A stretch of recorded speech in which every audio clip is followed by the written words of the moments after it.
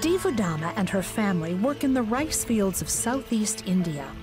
Every monsoon season, they see their neighbors suffer and sometimes die from malaria because they have no way to protect themselves. My husband and I have 4 children. We barely make enough to buy food, let alone mosquito nets. When her husband and son were infected with malaria, Divudama prayed to her Hindu gods for healing, but her family only got sicker. That's when a Christian pastor came to their home and prayed with them. He also told them about a free malaria treatment camp sponsored by CBN. They gave us medicines, vitamins, and even mosquito nets. They also sprayed mosquito pesticides around our village. Divudama's husband and son are responding well to the medicines and are expected to make a full recovery.